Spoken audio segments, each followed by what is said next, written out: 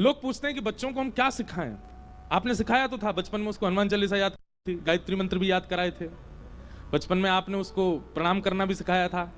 आप सब याद करो, आपने अपने बच्चों को जब छोटे थे तो उनको मंदिर भी ले जाते थे, वो आप नहीं ले जाते थे तो वो रोते थे कि हमको लेके जाओ, कीर्तन में जाते थे। फिर क्या हुआ कि अचानक से वो परिवर्तित हो गए। देखो, पत्ते में पानी डालोगे उससे वृक्ष को पोषणता नहीं मिलती, जड़ में पानी डालना पड़ता है। हमें लगता है कि केवल स्तुतियां याद कराने से, मंदिर में घंटी बजवाने से और अपने साथ कीर्तन वगैरह में ले जाने से बालक हमारा श्रेष्ठ हो जाएगा। हम घरों में जाते हैं, माताएं लेके, महाराज जी हमारा बच्चा देखो गायत्री मंत्र बोलो, महाराज जी को सुनाओ, अब वो तोतली भाषा में सुनाता है। महाराज जी को हनुमान चालीसा सुनाओ, वो हनुमान चालीसा सुनाता है। छोटा बालक है इसलिए अच्छा लगता है सबको, लेकिन उससे उसका भविष्य मंगल होने वाला नहीं है, क्योंकि वो जड़ नहीं है। जड़ क्या है? आप बच्चों को बचपन से सबसे पहले राष्ट्र प्रेमी और मातृ पितृ प्रेमी बनाओ। आप जब तक अपना सेवक बालकों को नहीं बनाएंगे तब तक वो बालक कभी भी भगवत सेवक नहीं बन पाएगा। हमारी बात को बहुत ध्यान से सुनिएगा। जिन माता पिता ने बालकों से अपनी सेवा नहीं कराई होगी बाल्यकाल में, बाल्यकाल से कराओ उनको अपनी वैल्यू। माता पिता कितने श्रेष्ठ होते हैं। अभी मुझे बोलना नहीं चाहिए पर मैं बोलता भी नहीं विवादित बात कभी भी, कथा मैं बस सीधी कथा करता हूं। अभी कुंभ में एक कोई ऐसा व्यक्ति, उसको पूरा इंस्टाग्राम यूट्यूब सब जगह उसको प्रचारित किया जा रहा है, वो माता पिता के बारे में कितना गलत बोल रहे हैं। अपने आप को साधु कह रहे हैं और साधु कहते हुए माता पिता को गाली दे रहे हैं। और क्या बालकों को शिक्षा दे रहे हैं? अपने आप को आईआईटी का स्टूडेंट बताते हैं और उसमें क्या कह रहे हैं? मेरे माता पिता ने ऐसा किया, मेरे माता पिता ने ऐसा किया। प्रहलाद जी ने तो कभी शिकायत नहीं की थी अपने पिता हिरण्यकश्यप की। हमारे भागवत में तो यह वर्णन किया गया कि प्रहलाद जी महाराज हिरण्यकश्यप, अब बहुत ध्यान से सुनिएगा, हिरण्यकश्यप प्रहलाद जी को जान से मारने के सारे तरीके अपना लिए थे। स्वयं के जन्मदाता पिता ने ऐसा काम किया, लेकिन फिर भी प्रहलाद जी महाराज नित्य अपने पिता को जब देखते थे तो दंडवत प्रणाम करते थे। भगवान नृसिंह के प्रकट होने का कारण एक यह भी है, भगवान लक्ष्मी से कह रहे हैं इतना दुष्कर्म करने वाला पिता है प्रहलाद का, लेकिन प्रहलाद की पितृ भक्ति देखो, अभी भी प्रणाम करता है। एक बात सदैव याद रखिए, हम ये टिट फॉर टैट हमारे हिंदू सनातन धर्म में नहीं है।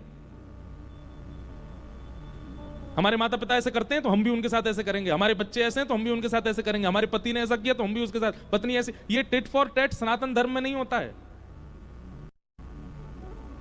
सनातन धर्म में तो एक ही नियम होता है, आप अपना संबंध सुदृढ़ रखो। आपका संबंध सुदृढ़ है, सामने वाला अपने आप सुधर जाएगा। आप अपना संबंध सुदृढ़ रखो। अगर किसी के माता पिता ने इस प्रकार से कुछ कर भी दिया जिस प्रकार की वो बात कर रहे हैं महाकुंभ में जाके, तो भी आप ये बात विचार करो ना, आज आपका अस्तित्व ही उन्हीं की वजह से। अब ये बात भी मैं कह रहा हूं कि अस्तित्व ही माता पिता से है। एक खबर मेरे ध्यान में आई थी कि एक बालक ने अपने माता पिता पर केस कर दिया। कारण क्या था? बोले इन्होंने मेरे से बिना पूछे मुझे जन्म दे दिया, मेरी बिना अनुमति के मुझे संसार में ले आए, इसलिए मैं इन पर केस फाइल कर रहा हूं। आप सोच रहे हैं कलयुग किस स्थिति में पहुंचने वाला है? ये धुंधुकारी होते हैं जो माता पिता से विद्वेष करते हैं, द्वेष करते हैं, उनके प्रति द्रोह भाव रखते हैं। और उसका प्रचार भी कहां से किया जा रहा है? महाकुंभ से।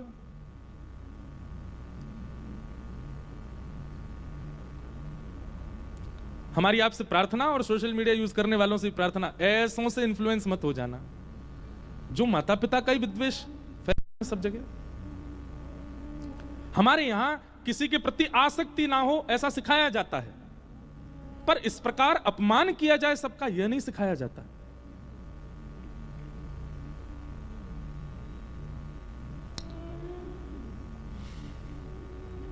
इसलिए भैया, अगर बच्चों को सुधारना है, अगर आप चाहते हैं कि वो भविष्य में, भले ही आज इंजीनियर बनना बड़ी बात नहीं रह गई है, आज डॉक्टर बनना बड़ी बात नहीं रह गई है, आज साइंटिस्ट बनना बच्चों के लिए बड़ी बात नहीं है। एजुकेशन इतनी सिंपल हो गई है कि हर बच्चा क्वालिफाई कर ही जाता है सब चीजों को।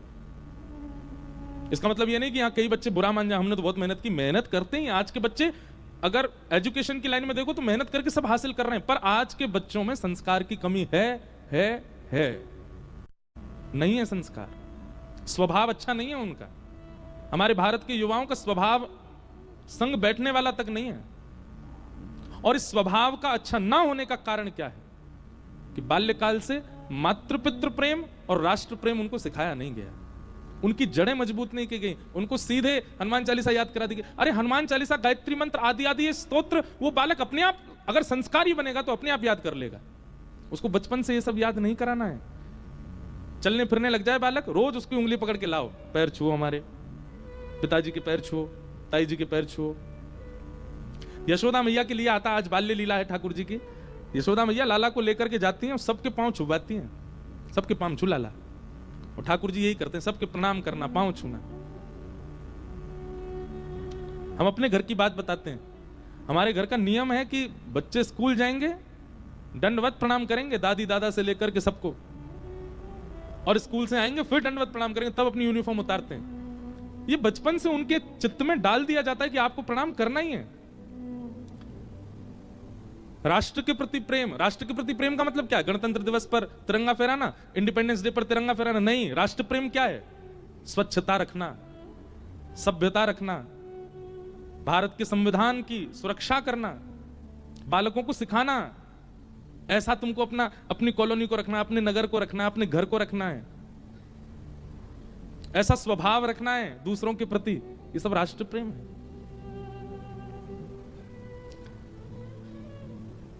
आज नहीं तो कल समझेंगे बात, पर जिस समय राष्ट्र भक्ति और मातृपितृ भक्ति बालकों में आ गई, वो बालक अपने आप 15 वर्ष की उम्र में आकर के भगवत भक्ति सीख जाएगा। भगवत भक्ति उसमें अपने आप आ जाएगी। श्रीमद् भागवत में कहते हैं भगवत भक्ति करने की आयु कौन सी? बोले कौमाराचरित प्राज्ञो, कुमार अवस्था, बाल अवस्था नहीं। कौमाराचरित प्राज्ञो धर्मान भागवतान। इंडिया की सबसे लेटेस्ट खबर, सनड्रॉप पे टेस्टीएस्ट पीनट बटर, हनी मिला के हुआ ये वंडर। तान यह बाल्यावस्था तो माता पिता से प्रेम और राष्ट्र प्रेम ये सिखाने का होता है। तो आज गणतंत्र दिवस है, आप सबको शुभकामना। हम डांट नहीं रहे हैं आपको, हम तो प्रेम से बात समझा रहे हैं। और आपके अलावा बहुत हजारों लोग YouTube पे भी सुनते हैं ना, उनको भी सुना रहे हैं ताकि कोई तो समझे, कोई तो समझे। आज कथा में विलंब होने का कारण हम बिल्कुल भी नहीं हैं। हम तो 3 बजे तैयार थे, हम कोई फोन आया बोले अभी मत आइएगा, व्यवस्था चल रही है, इसलिए हम विलंब से आए। तो जो कोई हमको कोस रहा हो क्षमा प्रार्थी है, हम तो अपने समय से ही थे। तो आइए बाल लीला में प्रवेश करेंगे। उससे पहले कुछ प्रश्न आए हैं। एक बहुत विशेष प्रश्न आया है कि हम कॉलेज के छात्र हैं, उसमें भी MBBS कॉलेज में कल्चर बहुत खराब है। हम तिलक और कंठी पहनते हैं तो भी हमारा मजाक उड़ाया जाता है। हमें हमारे पिस्त बुलाने नहीं देते।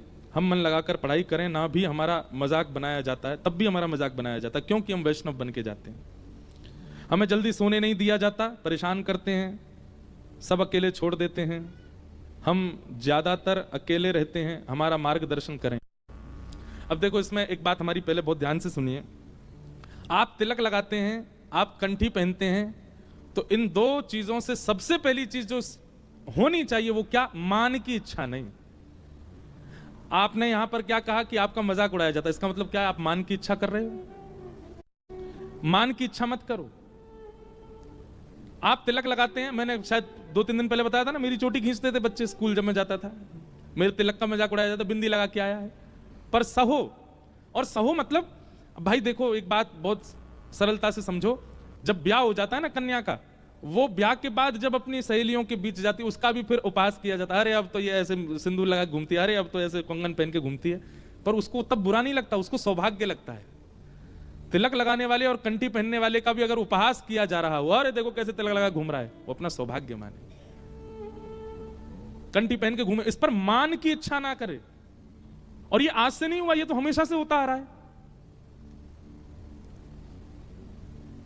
क्यों कहा मीराबाई ने, जिन भेषा मारो सांवरो रीझ है। कोई और रूठे, मुझे उससे कोई मतलब नहीं है, ठाकुर जी रीझने चाहिए, बस सबसे पहली बात। दूसरी बात, आप अपना आदर्श बनाइए श्री किनको? प्रहलाद जी महाराज। प्रहलाद जी दानवों के विद्यालय में पढ़ते थे, दैत्यों के विद्यालय में। प्रहलाद जी महाराज से कोई बात नहीं करता था, अकेले बैठे रहते थे। क्यों? बाकी सब दैत्य हैं, बाकी सब मांस खाते हैं, प्रहलाद जी महाराज शुद्ध सात्विक थे। बाकी सब लोगों को गप मारने में अच्छा लगता था, प्रहलाद जी महाराज कीर्तन करते थे। एक बात याद रखिए, अपने कर्तव्यों का निर्वहन कीजिए। आप कॉलेज पढ़ने के लिए गए हैं, वहां मित्रों से मैत्री करना और उनसे सम्मान प्राप्त करना, उनके समाज में बैठना, ये आपका उद्देश्य नहीं रहेगा। और ये हम पहले ही कह चुके हैं, भक्ति मार्ग में आओगे तो बहुत कुछ छूट जाएगा। तो सबसे पहले तो अमानी बन जाओ, मान की इच्छा ही मत करो। उसके बाद भी आपको ऐसा लगता है आपके तिलक का मजाक उड़ाया जा रहा है, तो हमारे यहां अभी अंतिम बात सुनो, हमारे यहां जल का किया जाता है। जल हाथ में लो और हाथ में लेकर के जल से तिलक कर लो। वो अदृश्य तिलक है, तिलक भी हो गया, दिखेगा भी नहीं। लेकिन हम फिर कहेंगे दोबारा, मान मत करो कि आपका उपहास होता है, या ये मान की इच्छा मत रखो, अपने स्वरूप में जाओ। उनके लिए थोड़ी किया आपने वो स्वरूप, अपने लिए और ठाकुर जी के लिए है। सौभाग्यवती नारी मांग में सिंदूर दुनिया के लिए थोड़ी करती है, वो अपने लिए, अपने पति के लिए करती है। ऐसे हम वैष्णव हैं, हम तिलक मंगलसूत्र की भांति पहनते हैं, हम कंठी मंगलसूत्र की भांति पहनते हैं, तिलक सिंदूर की भांति लगाते हैं। ये हमारा सौभाग्य है, हमारा वर्ण हो चुका है ठाकुर जी से। और संसार हंस रहा होगा, संसार उपहास कर रहा होगा, ठाकुर जी प्रसन्न होते हैं तिलक देख के। कोई एक तो रूठेगा भाई, अगर संसार उपहास कर रहा है तो ठाकुर जी प्रसन्न है, और ठाकुर जी उपहास कर रहे हैं तो मतलब संसार प्रसन्न है। अगर आप संसार के प्रिय बन रहे हो तो ठाकुर जी रूठे भय हैं आपसे। इसलिए जिनका ये भाव है, अब आप कॉलेज जाइए और बिल्कुल भी मान की भावना से मत जाइए कि मेरा सम्मान ही हो। अपमान का अनुभव उसी को ज्यादा होता है जिसको सम्मान की बहुत इच्छा होती है। क्या कहा हमने? अपमान का अनुभव उसी को ज्यादा होता है जिसको सम्मान की बहुत इच्छा होती है। और जिसको सम्मान की इच्छा नहीं होती ना, उसका कोई व्यक्ति जबरदस्ती अपमान कर दे, उसको पता ही नहीं चलता। हमारे बच्चे जो है वो इतना गरीब है कि उसको पता ही नहीं चलता। इसलिए मान रहित होके जाओ। भक्ति में भाव को क्या अहमियत है? भाव के बिना भक्ति है ही नहीं, पूजा है। भाव के बिना तो अर्चना है, भाव के बिना तो वो नियम है। भाव होगा अर्चना में, भाव होगी पूजा में, भाव होगी आराधना में, तभी वो भक्ति कहलाएगी। इसलिए भाव प्रधान। निराकार ब्रह्म या पूर्ण ब्रह्म, इनमें क्या अंतर है? निराकार और पूर्ण नहीं होता, निराकार और साकार होता है। निराकार और साकार। निराकार मतलब जिसका कोई आकार नहीं हो, साकार मतलब जिनका आकार है। द्वारिकाधीश दोनों ही ब्रह्म है। निर्गुण है सो पिता हमारा, सगुण है महतारी, किसको निंदे किसको बंदे, दोनों पड़ला भारी। निर्गुण जो है ये हमारे पिताजी हैं, सगुण जो है वो हमारी माताजी हैं। दोनों ही वंदनीय हैं।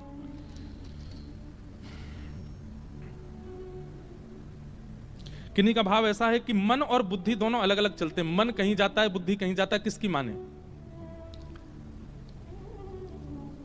बुद्धि कहती है सुबह 5 बजे उठ के मॉर्निंग वॉक पे जाओ, मन कहता है रजाई ओढ़ो सो जाओ, काहे को जाना। बुद्धि कहती है तला भुना मत खाओ, गुलाब जामुन मत उड़ाओ। मन क्या कहता है? 2 दिन की जिंदगानी खा ले बंदे, और खा ले। बुद्धि कहती है कथा सुनने चलो, द्वारिका में कथा हो रही है। मन कहता है थिएटर में पिक्चर लगी है, वो देखने चलो। सीधी बात लिख लीजिएगा, बुद्धि आपको उस मार्ग पर ले जाती है जिसमें आपको परिश्रम करना पड़ता है, और मन आपको उस मार्ग पर ले जाता है जिसमें आपको सुख मिलता है। आपके कंफर्ट जोन में मन लेकर के जाता है। और एक और बात कहूं, आपको जो चाहिए वो मन की इच्छा होती है, और आपके लिए जो जरूरी है वो बुद्धि की इच्छा होती है। इसलिए बुद्धि की मानिए। हम बजा दिया करो अच्छे से, कोई बात समझ आवे तो।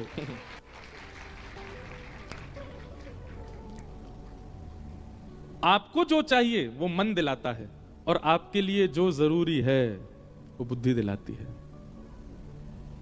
आपको क्या चाहिए? कुछ करना ना पड़े, घर पे बैठे रहें, करोड़ों यहीं आ जाए, ये मन की इच्छा होती है। पर बुद्धि क्या कहती है? परिश्रम करो, श्रम करो, सुबह हो गई है निकल पड़ो, कुछ कर्म करो, मेहनत करो, थोड़ी पढ़ाई कर लो, बुद्धि को थोड़ी और शार्प करो। तो एक प्रकार से देखा जाए तो मेरा पक्ष बुद्धि की ओर जा रहा है, पर भागवत जी का पक्ष अलग है। भागवत जी कहती हैं मन और बुद्धि दोनों अलग अलग नहीं होने चाहिए। आध्यात्म का मतलब ही क्या होता है? आध्यात्म का मतलब है कि इच्छा फिर दो नहीं, एक ही इच्छा है, वही मन की है, वही बुद्धि की है। भक्ति का मतलब ही वही है, जो बुद्धि चाहती है वही मन चाहता है, जो मन चाहता है वही बुद्धि चाहती है। इच्छा एक हो जाना ही भक्ति पथ है, दो इच्छा होना ही संसार पथ है, बुद्धि का अलग मन का अलग, पर इन दोनों का एक ही भाव हो जाना यही तो भक्ति है। फिर संशय नहीं है आपके चित्त में, जो बुद्धि चाहती है वही मन चाहता है और आप निकल पड़ते हो उस मार्ग पर, तभी तो भक्ति पथिक कहलाओगे, तभी तो भक्त कहलाओगे। भक्त की एक ही इच्छा होती है। तो सत्संग के माध्यम से मन और बुद्धि इन दोनों को एक करना है, इनकी एक ही इच्छा रह जाए।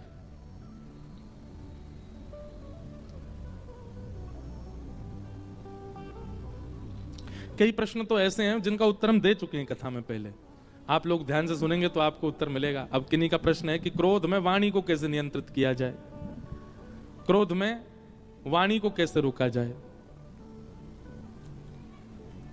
अब देखो इसमें हम कैसे बताएं कि जीभ कैसे रोको। एक काम कर लो, जैसे क्रोध आए जीभ पकड़ के घुमा करो, पकड़ के घूमोगे तो बोलेगी नहीं।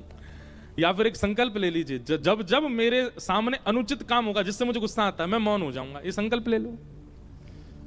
और दूसरी बात भैया, सबसे बड़ी बात, व्यक्ति जब वैष्णव भाव में आने लग जाता है ना, कथाएं सुनने लग जाता है, कथा श्रवण के मार्ग पर आ जाता है, उसकी स्थिति ऐसी बन जाती है, अपना अनुभव बता रहा हूं मैं, कि उसके सामने बहुत भयानक कुछ कार्य हो जाएगा, तब भी उसका मन क्या होगा, अब क्या क्रोध करके क्यों अपना समय खराब करूं, जाने दो। वो ऐसा हो जाएगा, वो क्रोध करेगा ही नहीं। सती ने प्रभु श्री राम की परीक्षा ली, सबको कथा पता है, सीता जी का रूप धारण करके। सती जब लौट करके आई तो शंकर जी को पता चल गया कि सती परीक्षा लेकर के आई है। शंकर जी ने फिर भी पूछा कि आप कहां गई थी, तो झूठ बोल दिया, आप तो दूर से प्रणाम कर रहे थे, मैं पास से प्रणाम करने गई थी राम जी को। इतना अनुचित हुआ महादेव के सामने, लेकिन महादेव ने क्रोध नहीं किया, उसका दूसरा पर्याय कर दिया, क्या, चुप हो गए। और एक बात सुनिएगा, क्रोध से भी ज्यादा खतरनाक होता है मौन। श्रीमद् भागवत के कपिल देवूति संवाद सांख्य शास्त्र में ऐसा वर्णन है कि जब आपको किसी बात पर क्रोध आता है और क्रोध आते ही आप बरस जाते हो, तो आप जितना बोलोगे या जितने हाथ पांव फैलाओगे या जो भी चीजें फेंकोगे या जो भी कुछ करोगे, उन सब से आपका बदला नक्की हो जाएगा, पक्का हो जाएगा। आपने अपना बदला खुद ले लिया, चिल्ला करके, हाथ पांव फेंक के, आदि आदि करके। लेकिन यदि आपके सामने कुछ अनुचित हुआ, आपको बुरा लगने वाला हुआ, और उसके बाद भी आप शांत हो गए, आपने क्रोध नहीं किया, तो आपके हिस्से का बदला फिर प्रकृति लेती है उस व्यक्ति से। प्रकृति मतलब पृथ्वी, जल, अग्नि, वायु, आकाश, और ये पंच तत्व जब बदला लेते हैं तो आप कुछ नहीं ले पाओगे जैसा ये लेते हैं। इसलिए मौन अच्छा है। आप किसी को कुछ नहीं कहते हैं तो प्रकृति आपका बदला लेने लगती है, फिर आपकी तरफ से क्रोध प्रकृति करने लगती है। कोई व्यक्ति यदि बहुत भजनानंदी है, कोई व्यक्ति यदि बहुत सत्संगी है, कथा सुनता है, कथा सुनाता है, उस व्यक्ति का आपसे नाराज हो जाने के बाद आप अपना जीवन देख लीजिएगा, कुछ ना कुछ प्रकृति आपसे बदला लेगी। और एक और चीज होनी चाहिए कि वो आप पे गुस्सा करे ना, वो आप पे चिल्लाए ना, बस नाराज होकर चला जाए, उसकी नाराजगी का बदला प्रकृति लेगी आपसे। इसलिए क्रोध आने पर मौन का नियम लीजिए। अगर आपका क्रोध जायज होगा तो प्रकृति उसको सब सिखा देगी, आपको कुछ नहीं करना पड़ेगा। और सत्संग बढ़ाइए, जैसे जैसे आप सत्संग करोगे, कम से कम नहीं तो रात्रि सोते समय तो आप शुद्धता रखिए कि आप जब अपने सोने के लिए जाते हैं उस समय फोन पर कोई कथा ही चला लीजिए, वही सुनते रहिए, सुनते सुनते सो जाइए। सुबह उठ करके तुरंत 15 मिनट कम से कम आप बैठे रहते हैं बेड पर, उतनी देर कथा ही सुन लीजिए। ये 2 सत्र में भी अगर आपका कथा क्रम है, उसी से ही बहुत हृदय आपको अनुभव पवित्रता का कराने लगेगा, धीमे धीमे क्रोध कम होने लगेगा। सबसे बड़ी मेडिटेशन है कथा, हमने अनुभव किया है। मन बुद्धि सबको संयम करने का सुदृढ़ तरीका है। तो क्रोध को वश करना है तो सत्संग बढ़ाओ। नंद जी के घर लाला भयो है, नंदस्त्वात्मज उत्पन्ने जाता राधो महामना, आहूय विप्रान वेद ज्ञान स्नातः सुचिरलंकृत, वाचयित्वा स्वस्तेनं जात कर्मात्मजस्य वै, कारयामास विधिवत् पितृदेवार्चनं तथा।